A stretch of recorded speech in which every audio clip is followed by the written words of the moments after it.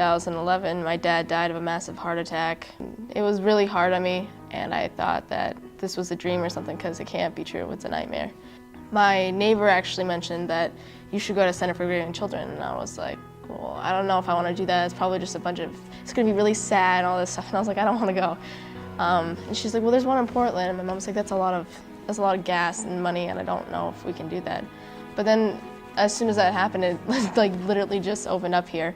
So we decided to try it, and the first day I knew it was a really good place. I lost two of my parents before I even met them. Then I lost my dad, who I was closest with. But I still just kind of accepted that and moved on. And it's so nice to have this center in Sanford because even with it being only 15 minutes from our house, it's still a rush to get home and get homework done. I can't imagine like having to put an hour into travel time going all the way to Portland. So the Center for Grieving Children is a safe place for me, and like now that I've been going for 2 years, I mean, I tell them everything. I'll tell them what happens today or whatever, and they're just really, they always listen. They help you get through it, and it's really nice to be leaning back on someone and have a support group, I guess you could say. And I also have friends, so it's kind of like a support group and friends, and it's cool. I loved the training. I learned so much and really got in touch with why I was drawn here. And I see that in the world that death is treated poorly. And I just want kids to be able to have a place where they can talk and feel like they have something in common with other kids who are going through the same thing. I think our world has this idea that when someone dies, there's like a period where you're allowed to be sad and then you have to get over it. And I don't think that that's fair.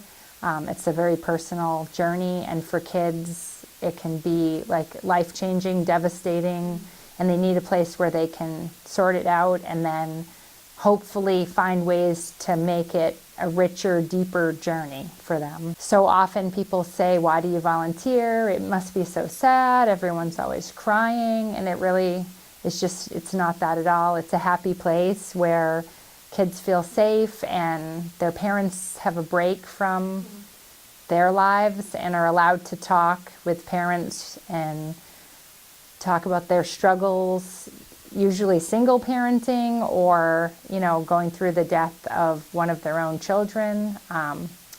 So I just find it a place where there's a lot of love and laughter and a chance to be yourself when in the world you're really not always allowed to be.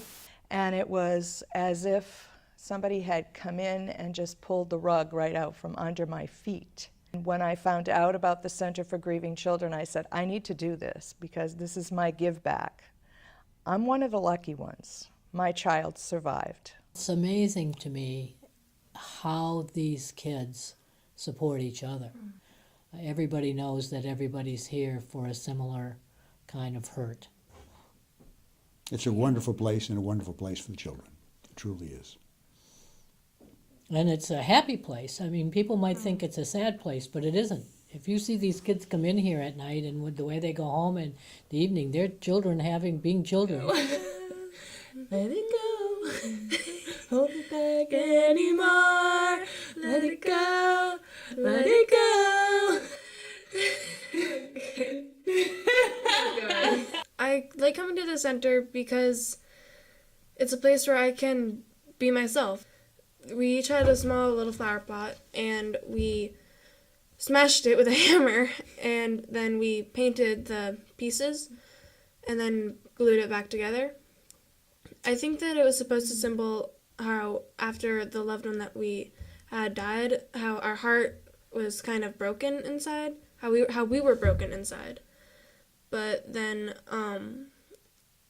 when we filled it in with memories, the paintings, because we could paint memories and just things like I love you or things like that, then it was kind of like our heart was slowly being mended and put back together. It's good to feel normal because really there's not very many 40-year-old widows walking around out there with young children at home that they need to care for by themselves.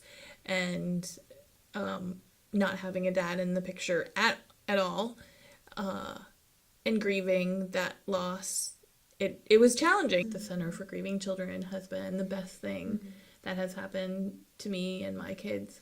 And whenever you're ready, you should come. Because as soon as I came, I sat next to, I think that I sat next to a girl named Tori, and we instantly became best friends. And that was one of the reasons I wanted to come to the center, because I had read about the volcano room in the paper. So when I heard that they were going to have a weather room, I was like, will that be like the volcano room? Yep. Yay! Some of them had been here for like a year or a year and a half before we came along. And then there's this one friend that she meets right when she gets here, and they're right in that same stage of grieving. And those that have come before her are there for her to see, oh, I can do this. And there's still new kids coming in who have just lost a parent. And she's that one who's drawing the next one along and saying, you can do this. Even though you don't ever look at each other and say, you can do this.